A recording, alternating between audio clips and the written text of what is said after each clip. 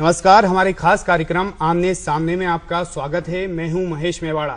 हमारे खास कार्यक्रम में हम हर हफ्ते सामाजिक, राजनीतिक और प्रशासकीय क्षेत्रों से जुड़ी ऐसी हस्तियों को बुलाते हैं जो अपने क्षेत्र में रहकर कई प्रगतिशील और सराहनीय काम करते हैं। साथ ही हम उनके क्षेत्रों से जुड़े विभिन्न मुद्दों और विषयों पर भी चर्चा करते हैं। आज हमारे साथ मौजूद हैं सामाजिक कार्यकर्ता कुमुद सिंह, जो अपनी सामाजिक संस्था के माध्यम से बेटियों की आवाज उठाती रही हैं। साथ ही उन्होंने बेटी बचाने के क्षेत्र में कई सराहनीय काम किए हैं जो हमारे समाज के लिए किसी प्रेरणा से कम नहीं है। कुमुद जी, आपका कार्यक्रम में बहुत बहुत स्वागत है। नमस्कार। हमारा सबसे पहला सवाल आपसे यही कि आपको सामाजिक क्षेत्र से जुड़ने की प्रेरणा कहाँ से मिली और आपने इस क्षेत्र को क्यों चुना? दरअसल महेश जी, सामाजिक क्षेत्र से जुड़ने की प्रेरणा मुझे अपने परिवार से मिली, जहाँ पर मेरे पिता भी इसी क्षेत्र में थे। वो प्राध्यापक रहे, लेकिन उसके साथ साथ तमाम सामाजिक संगठनों के साथ जुड़ करके और समाज की तरक्की के लिए काम करते रहे। तो बचपन से उसी सानिध्य में पली बढ़ी और धीरे धीरे और दूसरी बात, एक तो परिवार में इस तरह का माहौल मिला और दूसरा समाज में जिस तरह से महिलाओं के साथ व्यवहार किया जाता था वो मुझे बचपन से बहुत आक्रोशित करता था। तो वहां से ऐसा लगता था कि मैं कुछ ऐसा काम करूं जिससे महिलाओं को उनके अधिकार मिल सकें, और इस तरह से मैं इस क्षेत्र में आई मैं यहाँ पर। कुमुद जी, आप जैसे एक सामाजिक कार्यकर्ता हैं, तो हम ये जानना चाहेंगे कि समाज में एक सामाजिक कार्यकर्ता की भूमिका क्या रहती है और वो समाज के लिए कितना अहम होता है? देखिए, ऐसा है, सामाजिक कार्यकर्ता कोई अलग व्यक्तित्व, मतलब अलग व्यक्ति हो ऐसा जरूरी नहीं है। मुझे लगता है कि हर व्यक्ति में एक चूंकि वो एक सामाजिक प्राणी है और समाज की बेहतरी के लिए सोचे, तो हर व्यक्ति एक सामाजिक कार्यकर्ता है। और इस क्षेत्र में सामाजिक कार्यकर्ता का जो अपना एक महत्व है, हर व्यक्ति अगर जागरूक हो जाए, हर व्यक्ति अपने अधिकारों और अपने कर्तव्यों के प्रति सचेत हो जाए, तो अलग से किसी सामाजिक कार्यकर्ता की आवश्यकता या अहमियत नहीं रह जाती। लेकिन चूंकि जागरूकता की कमी है, शिक्षा की कमी है, और जो हमारे यहाँ योजनाएं हैं और अलग अलग जो बातें हैं वो हर व्यक्ति तक नहीं पहुंच पाती हैं, ऐसी स्थिति में एक सामाजिक कार्यकर्ता जो लोगों को उनके अधिकारों के प्रति जागरूक कर सके, उसकी बहुत ज्यादा महत्व बढ़ जाता है। आप प्रोफेसर रही हैं, आपने एक अच्छा करियर छोड़कर बेटियों के लिए आप काम कर रही हैं, तो आपने इस क्षेत्र में और अपने आप को आज आप कहाँ देखती हैं? देखिए, ऐसा है, मैंने लगभग 9 साल तक अध्यापन का काम किया, जिसमें मैंने कुछ समय स्कूल में भी पढ़ाया, कॉलेज में पढ़ाया, और इस पढ़ाने के दौरान भी और समाज में भी सब जगह, वो चाहे शिक्षा का क्षेत्र हो, हमारा अपना घर हो, समाज का कोई भी हिस्सा हो, जैसा मैंने कहा कि मैं बेटियों के लिए, उनके अधिकारों के लिए, महिलाओं के अधिकारों के लिए, उनके सशक्तिकरण के लिए काम करती हूँ, तो हर जगह वो एक जो लैंगिक भेदभाव है वो मुझे नजर आया। तो एक अंदर का जो आक्रोश, एक जो बचपन से पल रहा था जब मैं समाज में देखती थी तो कि महिलाओं के साथ भेदभाव होता है, वहां से वो जो आक्रोश था, फिर जब मुझे ऐसा लगा कि शायद पढ़ने लिखने वाले लोग ऐसा नहीं करते होंगे, लेकिन जब मैंने देखा कि हमारी शिक्षा में ही, हम जो किताबें पढ़ते हैं उसमें भी लैंगिक भेदभाव है, हमारे जो शिक्षक हैं उनकी भाषा में लैंगिक भेदभाव है, फिर हम, वो चाहे स्कूल रहा हो या कॉलेज, मैंने दोनों जगह का अनुभव लिया, फिर समाज हो, घर हो, वहां तो है ही ऐसी स्थितियां। तो वहां से फिर एक लगा कि नहीं, मुझे एक जिन अधिकारों के लिए मैं अंदर सोच रही हूँ, जो मेरे अंदर गुस्सा है, उसको निकालने का एक बेहतरीन माध्यम मुझे ऐसा मिल सकता है कि मैं बतौर सामाजिक कार्यकर्ता काम करूं।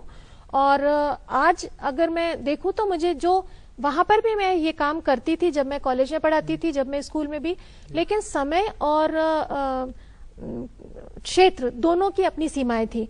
अभी मेरे पास एक व्यापक संसार है, तो मैं बहुत सारी जगह तक उस काम को कर सकती हूँ, और अपने आप को मैं ये देखती हूँ कि एक छोटा सा योगदान एक सकारात्मक सामाजिक निर्माण में मैं अपना दे पा रही हूँ। हम आपसे जानना चाहेंगे कि जिस तरीके से हमारे समाज में पितृसत्तात्मक समाज रहा है, तो इस समाज में आप जब बेटियों के लिए काम करने समाज के बीच में जाती हैं, तो आपको किस तरह की परेशानियों या कठिनाइयों का सामना करना पड़ता है और आप उसे कैसे दूर करती हैं?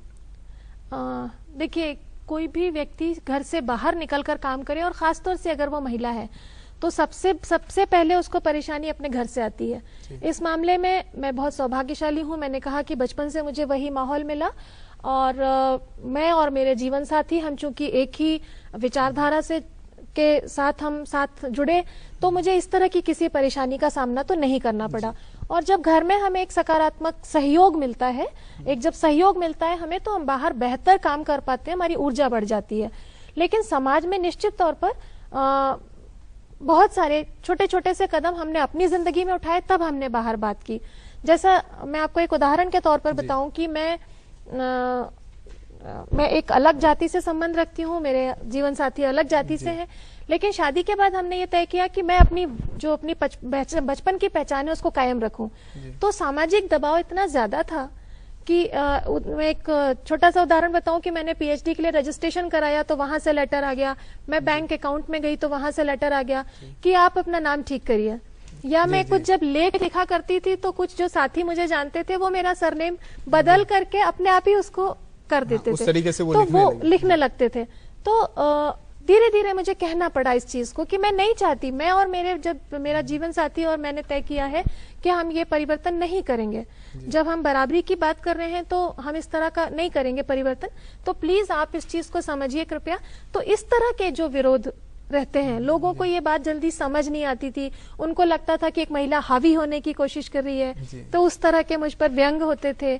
या समाज में और भी कदम कदम पर, या मैं जब झुग्गी बस्तियों में जा रही हूँ, कहीं काम इस तरह से लोगों से मिल रही हूँ, तो लोगों ने तरह तरह के सवाल, जैसा कि आमतौर पर हमारी एक सामाजिक सोच होती है कि एक महिला कैसे अकेले जा रही है, कैसे इस तरह से सबसे मिल रही है, तो वो रही परेशानियां। लेकिन मैंने उसको परेशानी के तौर पर कभी नहीं देखा, वो मेरे लिए एक चैलेंज था। और मुझे मालूम था कि अगर ये सोच नहीं होती तो मुझे ये काम करने की जरूरत ही नहीं थी। तो उसी से तो लड़ाई थी। तो ठीक है, लड़ाई और आसान होती गई जब लोग सामने आते गए। तो जैसे लड़ाई आसान होती गई, तो इस दौरान जो समाज है वो कहीं ना कहीं आपका सपोर्ट करता नजर आया कि आपके विरोध में भी खड़ा नजर आया? दोनों तरह के लोग थे। जैसा मैंने कहा कि लोग व्यंग भी करते थे कई बार कि क्या पागलपन है, नौकरी छोड़ करके आप इसमें आ रहे हो, और भी तरह तरह के, जैसे मेरे घर परिवार के लोगों को भी कहा जाता था कि मतलब एक जो सामाजिक वो है। तो दोनों तरह के लोग मिले मुझे, सहयोग भी। उस दौर में आपको ज्यादा पुरुषों का विरोध झेलना पड़ा या महिलाओं, क्योंकि कहीं ना कहीं आप महिलाओं की या बेटियों की आवाज उठाती रही हैं, तो आपको किस कठिनाई का ज्यादा सामना करना पड़ा? ये जो पितृसत्तात्मक सोच है ना, दरअसल ये सोच, पितृसत्तात्मक सोच सिर्फ पुरुषों की नहीं होती है, ये एक सोच है। और ये सोच जो एक सामाजिक, हमारे यहाँ कुव्यवस्था हम कहें, अव्यवस्था भी मैं नहीं कहूंगी, तो जो कुव्यवस्था है उसके तहत ये सोच है एक, जो ये महिलाओं में भी होती है। तो मतलब हम भी बेटों को ज्यादा बढ़ावा देते हैं, हम भी अपने आप को कमतर समझते हैं। तो मैं ऐसा नहीं कहूंगी कि महिलाओं ने या पुरुषों ने मुझे ज्यादा विरोध किया, एक सामाजिक समझाने के बाद वो मानते भी हैं उस चीज को, तो मैं उनको विरोध करना नहीं कहूंगी। मैं ये कहूंगी कि जो बरसों से, सदियों से सोच चली आ रही है वो उसका प्रदर्शन करते थे और मैं अपनी सोच का प्रदर्शन करती थी। तो कई बार मैं जीतती थी, कई बार वो जीतते थे, लेकिन उनके जीतने के बाद उनकी लड़ाई खत्म हो जाती थी। मेरे हारने के बाद मैं अपनी लड़ाई और तेजी से शुरू करती हूँ। आपने अपनी सामाजिक संस्था के माध्यम से समाज के कई वर्गों में गई हैं, कई जगह काम किया है, तो उसके परिणाम आपको किस प्रकार से देखने को मिलते हैं? देखिए, कोई भी बदलाव एकदम तो नहीं होगा, तो ये चीज हमें मालूम है, इसलिए हम कभी भी बहुत बहुत बड़ी उम्मीद लेकर नहीं जाते हैं कि हम सब कुछ बदल डालेंगे, इस तरह से नहीं जाते हैं। लेकिन हम जब भी हमने कोई भी एक भी कार्यक्रम किया, और हर कार्यक्रम में हमें कोई ना कोई एक व्यक्ति ऐसा जरूर मिलता है जो कार्यक्रम खत्म होने के बाद हमसे ये कहता है कि हाँ वो गलत था, और वो अब से ऐसा करेगा, या कई बार बहुत अच्छे सुझाव भी आते हैं सामने। या एक छोटा सा उदाहरण बताऊं कि हम लोग कुछ दंपतियों के साथ इस विषय पर काम कर रहे थे कि लिंग चयन आधारित गर्भपात ना करें और इस तरह की बातों को लेकर के। तो पूरे कार्यक्रम के खत्म होने के बाद एक महिला जो बुरके में थी, उसने खड़े होकर के हमसे ये बात कही कि मेरे 2 बेटियां हैं और मेरे ऊपर बहुत ज्यादा प्रेशर है इस चीज का कि एक लड़का तो होना ही चाहिए, लेकिन आज मेरे अंदर ये हिम्मत आ गई है कि मैं इस चीज का डटकर विरोध कर सकती हूँ। तो ये जो छोटी छोटी सी जीत होती है, ये लगभग हर कार्यक्रम के बाद मिलती है। और खासतौर से युवाओं से जब हम बात करते हैं, कॉलेजेस में जब हम वर्कशॉप्स करते हैं और नाटकों के माध्यम से, गीतों के माध्यम से जब हम लोगों से बात करते हैं, तो परिवर्तन मिलते हैं, देखने को मिलते हैं हमें परिवर्तन। हम बात करते हैं कि बेटियों को समाज में बराबर अधिकार प्राप्त हैं, कानून के लिहाज से भी उनको बेटों के बराबर अधिकार प्राप्त हैं, लेकिन क्या हमारा समाज इसे सहज स्वीकार कर पाता है या फिर आज भी हमारे समाज में इस तरह की कई कठिनाइयां देखी जाती हैं जहां बेटियों को अपने हक के लिए, अपने अधिकारों के लिए लड़ना पड़ता है? ये तो अभी शुरुआत है।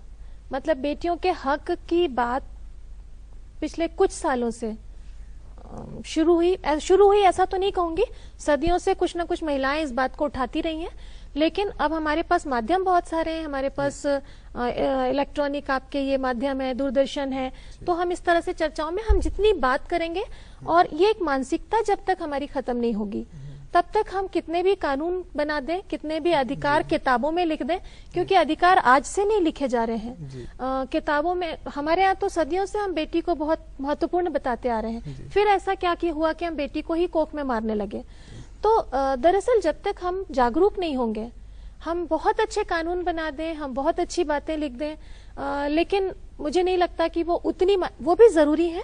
कानून का अपना डर भी कई बार बेटियों को बचा लेता है, कई बार उनको अधिकार दिलाता है, तो उसको नकारा नहीं जा सकता, लेकिन उसके लिए लड़ना पड़ता है, और जब हम मानसिकता में परिवर्तन कर लेंगे तो वो सहज रूप से उसको मिलेगा।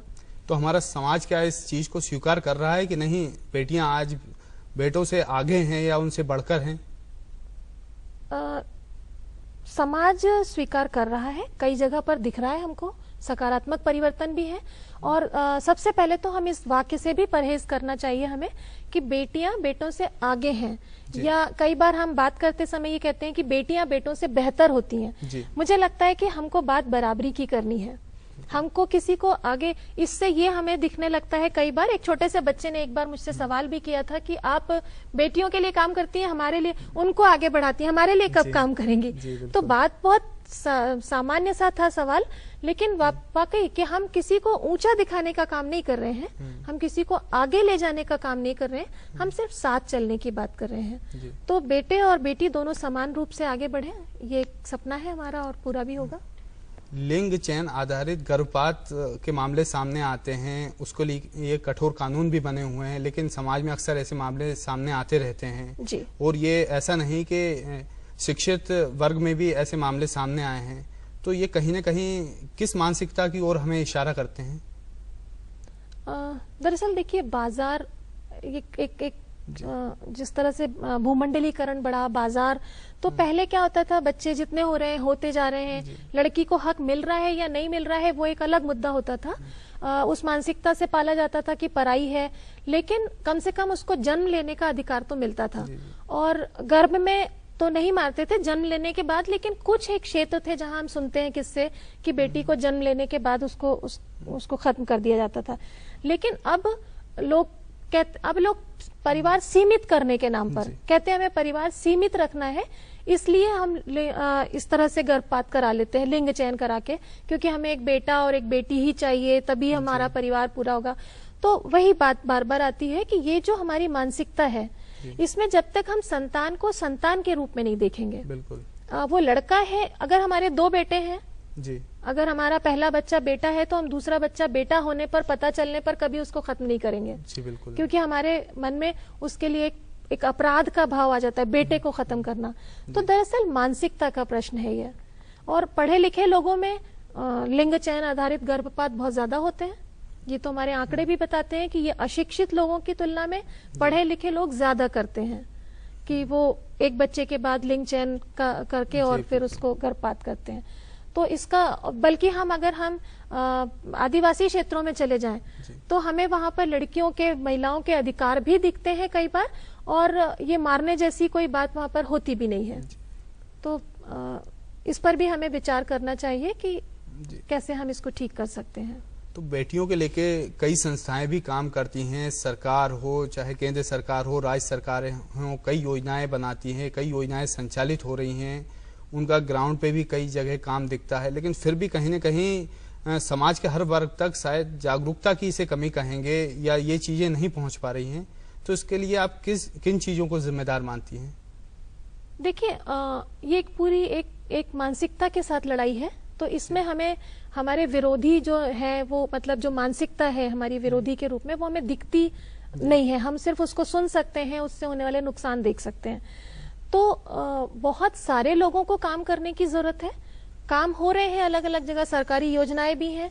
तो हम उसमें कई बार जब हम लड़ाई में अगर जीत नहीं हमको मिल पा रही है, सफलता नहीं मिल पा रही है, तो हमें अपने रणनीति पर भी विचार करना चाहिए कि हम लड़ाई तो लड़ रहे हैं, कहीं ऐसा तो नहीं कि हम लड़ाई गलत दिशा में लड़ रहे हैं। जी बिल्कुल। तो सरकारी योजनाएं भी हैं, लेकिन हम जैसे ही बच्ची पैदा होती है, हमने कहा उसके विवाह तक हम उसको इतना पैसा विवाह के समय देंगे, तो विवाह की योजना हमने बना दी, लेकिन हम कहीं ना कहीं वापस उसी उसमें कि हम विवाह के समय बेटी को ये चीज देंगे, तो जन्म से ही हमने फिर वहीं ले जाकर खड़ा कर दिया। कहीं ना कहीं हमने हमारे जो मानसिकता है उसको एक सांचे में ढाल लिया, सांचे में ढाल लिया कि जन्म हुआ तो वो चाहे सरकारी योजनाएं हो या जो काम किए जा रहे हैं, मतलब बेटी को बचा लो, और उसको उसके अगर हम अधिकार नहीं देंगे, अगर हम उसको उसका सम्मान नहीं देंगे, जैसे हमने कहा कि हम जिस संस्था के साथ काम करते हैं, हमारी संस्था का सूत्र वाक्य है कि कोख से संसार तक बचे बेटी ससम्मान जिए बेटी। तो खाली उसको कोख में नहीं बचाना है, बल्कि पैदा होने के बाद भी उसको सम्मान से भी, मतलब वो चाहे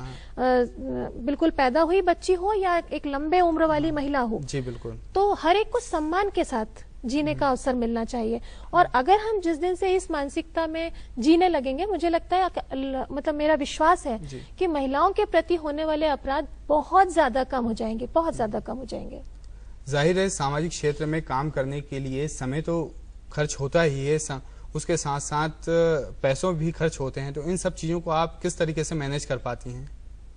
देखिए, जैसा मैंने बताया कि मैंने तो नौकरी छोड़ दी है जी। तो मेरा अपना तो कोई जरिया नहीं है कमाई का, लेकिन मेरे कुछ मित्र हैं जो अपने पास से थोड़ा थोड़ा सा धन मुझे देते रहते हैं, और जब मैं कोई कार्यक्रम तय करती हूँ तो सहयोग मिल जाता है लोगों का।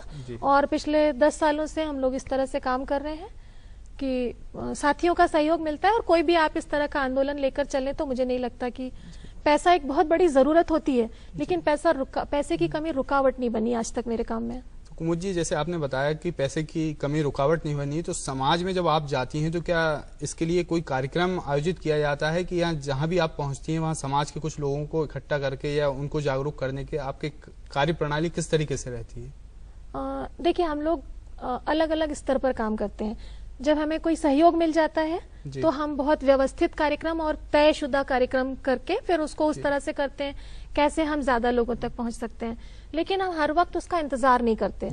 तो अब हमने उसको जीवन का एक हिस्सा बना लिया। जैसे हम किसी कार्यक्रम में गए तो मान लीजिए किसी महिला का जन्मदिन है, कहीं शादी है, तो ये एक बेटियों से जुड़ा हुआ बड़ा अच्छा समय होता है जब लोग इमोशनल भी होते हैं। उस वक्त पर हम इसको भाषण की तरह नहीं, लेकिन हम नाटक और गीतों के माध्यम से जरूर महिलाओं से और पुरुषों से बात करते हैं, और उसके बहुत अच्छे प्रभाव हमने देखे हैं। जैसे एक उदाहरण मैं आपको दे दूं कि हमारे यहाँ, हमारे भारतीय उसमें संस्कृति में जितने बच्चे के जन्म के गीत हैं वो सब बेटे के जन्म के हैं जी। राम जन्मे, कृष्ण जन्मे, बेटी के जन्म के लिए गीत लिखे ही नहीं गए हैं, और जो लिखे गए हैं उसमें नकारात्मक विचार आए हैं।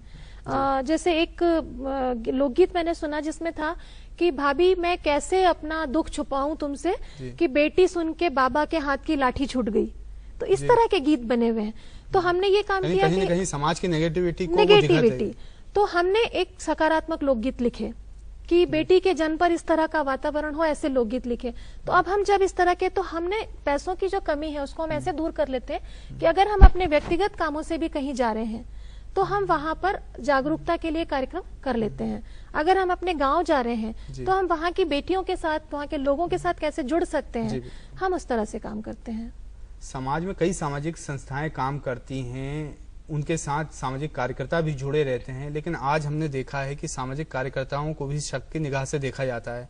या तो समाज में वो सही रूप से अपना संदेश नहीं पहुंचा पाते, या उनकी जो मंशा है काम करने की वो बेहतर नहीं होती। तो आप इसके लिए किसे जिम्मेदार मानती हैं?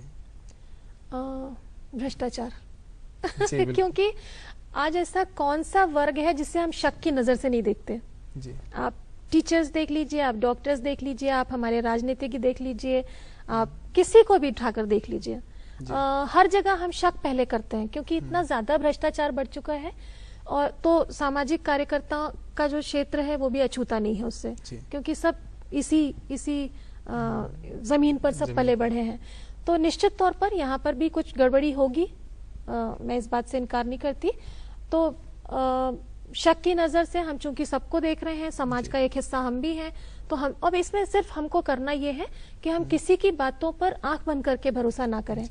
जब हम किसी से जुड़ना चाहते हैं, वो चाहे पॉलिटिशियन हो, कोई भी हो, तो जब हमको ये लगता है कि वो सही काम कर रहा है कि नहीं करना है, उसके लिए सबसे ज्यादा जरूरी है कि हर व्यक्ति सामाजिक कार्यकर्ता बन जाए। अगर वो जागरूक हो जाता है तो गलत काम नहीं होगा। जी बिल्कुल। तो सामाजिक कार्यकर्ताओं का क्षेत्र भी उससे अछूता नहीं है।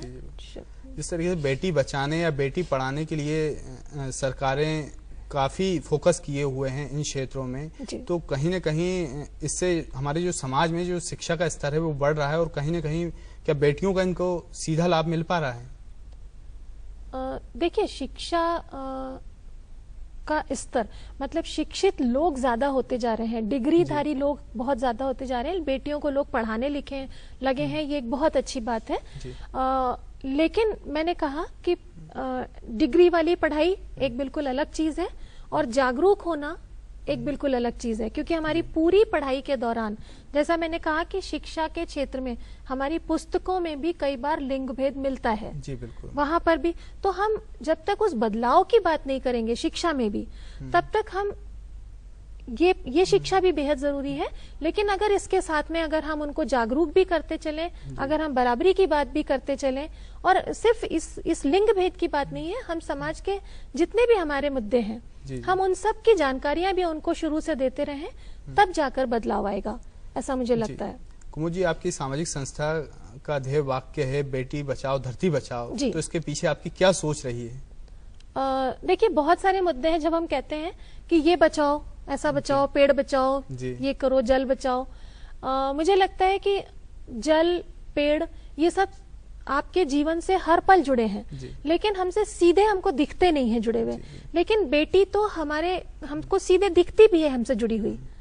तो जब हम बेटी के प्रति संवेदनशील नहीं होंगे, अगर हम महिला के प्रति संवेदनशील नहीं हैं, तो ये तमाम सारी चीजें जो निश्चित तौर पर हमारे हर समय के लिए जरूरी है, लेकिन प्रत्यक्ष रूप से नहीं है, हम उनके प्रति संवेदनशील हो ही नहीं सकते। जो हमारे साथी हैं, जो हमारी आधी आबादी है, अगर हम उस इंसान के प्रति हम संवेदनशील नहीं है, तो संवेदनशीलता का स्तर हमको देखना पड़ेगा। तो इसलिए हमने कहा कि बेटी बचाओ धरती बचाओ। मतलब अगर आप बेटी के प्रति संवेदनशील हैं, अगर आप अपने साथी के प्रति संवेदनशील हैं, तो आप एक संवेदनशील व्यक्ति हैं, और फिर आप समाज के हर मुद्दे पर संवेदनशील होंगे, और वही जरूरी है। आज के आधुनिक युग में ज्यादातर हमारे समाज का हर वर्ग कहीं न कहीं जागरूक नजर आता है, तो आप हमारे समाज में इस दौर को देखते हुए आप समाज को क्या संदेश देना चाहेंगी कि वो बेटियों को बचाने के लिए किस तरीके से आगे बढ़े और काम करें? मैं सिर्फ इतना कहूंगी कि अपने दिमाग से बहुत सारी वो चीजें निकाल दें जिसमें औरतों को, बेटियों को कमतर आंका जाता है। बराबरी के अवसर दें, जन्म से लेकर उसकी शिक्षा से उसके खेल के लिए, उसके स्वास्थ्य के लिए, हर क्षेत्र में उसको बराबरी का अवसर दें बेटी को, और एक बेहतर समाज आप अपने जीते जी देख पाएंगे। बहुत कुछ नहीं करना है आपको, सिर्फ आप उसको समानता के अवसर देते जाएं, और एक बेहतरीन समाज जिसमें हम जीना चाहते हैं, जिसमें बेटियां भी बेखौफ होकर जिएंगी, एक ऐसा समाज हम देख पाएंगे। जी बिल्कुल, एक बेहतर समाज के निर्माण के लिए जिस तरीके आपने बात कही, बेटी बचाने की जो हमने बात की आज, तो ऐसे कई पहलू हैं जिनको पे हमने चर्चा की। साथ ही एक सामाजिक संस्था के माध्यम से हम किस तरीके से समाज को जागरूक कर लें, इन सभी विषयों पर बात करने के लिए आपका बहुत बहुत धन्यवाद। तो आज के कार्यक्रम में बस इतना ही। अगले कार्यक्रम में हम फिर हाजिर होंगे किसी ऐसी हस्ती के साथ जो समाज से जुड़े उल्लेखनीय कार्य कर रही हो। तब तक के लिए मुझे और मेरी टीम को दीजिए इजाजत। नमस्कार।